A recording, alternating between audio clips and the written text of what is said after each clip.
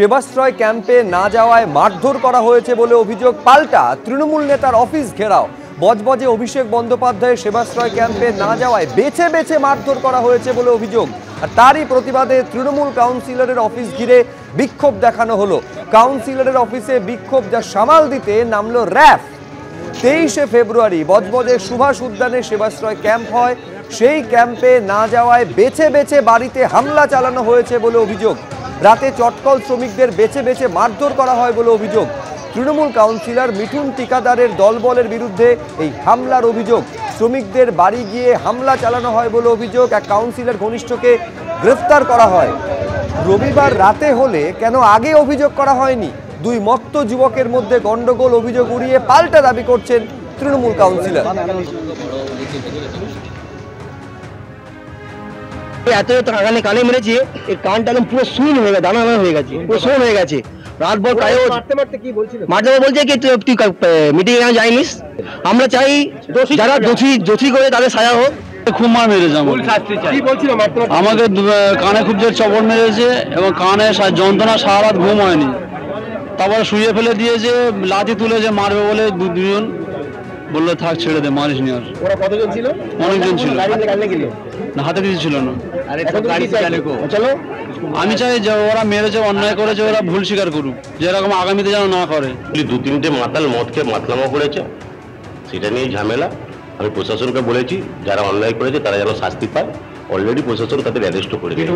না এরকম কোনো ম্যাটার নয়, এটা কোনো রাজনৈতিক ম্যাটার নয়। দু তিনটে মাতাল মাতলামো করেছে, সেই মাতলামোটার রোজ এই হয়েছে। অলরেডি প্রশাসন তাদের অ্যারেস্ট করেছে। নানার সঙ্গে আমি আমার দলের কেউ না এরকম কোনো হুমকি নেই। অভিষেক ব্যানার্জি আসবে, তার জন্য হুমকি দিয়ে লোক নিয়ে যেতে হবে। অভিষেক ব্যানার্জি মানুষের হৃদয়ে রয়েছে। অভিষেক ব্যানার্জি আসা মানে মানুষের ঢল নেমে যায়, তার জন্য কাউকে জোর করে নিয়ে যেতে হয় না। আমার মনে হয় এই সেবাশ্রয় নিয়ে আজকে যা ঘটলো, এটা সারা পৃথিবীতে কোনোদিন কোথাও ঘটেছে বলে কারণ জানি। দেশ তো অনেক দূরের কথা। মানে একজন মানুষ যে সুস্থ, তাকে জোর করে দুষ্কৃতীদের দিয়ে নিয়ে যাওয়া হবে ক্যাম্পে, গিয়ে তাকে অসুস্থ বলে প্রতিষ্ঠিত করে দেওয়া হবে। আর তিনি যদি না যেতে চান, সুস্থ মানুষ বাড়িতে আছেন, তাহলে তাকে আক্রমণ করা হবে, মারধর করা হবে। স্বাভাবিকভাবেই মানুষ ভয়মুক্ত হচ্ছে। দিকে দিকে মানুষ প্রতিবাদ করছে, মানুষ প্রতিরোধ গড়ে তুলেছে। এখন সামাল দেওয়ার জন্য র্যাব নামবে।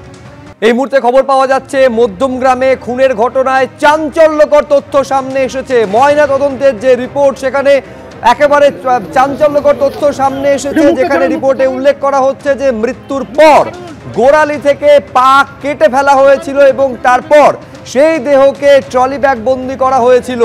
শুধু তাই নয়, এই রিপোর্টও উল্লেখ রয়েছে যে নিহত সুমিতার ঘাড়, হাত, কনুইয়ে অসংখ্য কালশিটের দাগ রয়েছে। মাথায় একাধিক জায়গায় ভারী কিছু দিয়ে আঘাতের চিহ্ন রয়েছে।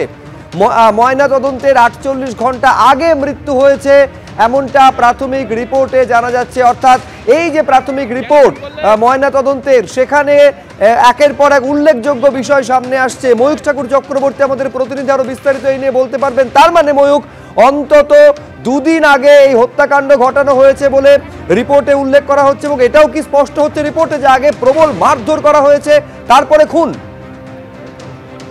দেখো, একদমই শুভ্রজিৎ, যে ইনজুরিজ গুলো রয়েছে পোস্টমর্টমের ডাক্তার ফরেন্সিক মেডিসিনে যেটা বলছেন যে ব্রুজ অর্থাৎ কালশিটে রয়েছে রাইট নেক, এছাড়াও বাঁ হাত, ডান হাত, ফোর আর্মসে এবং আরো বেশ কিছু জায়গায়।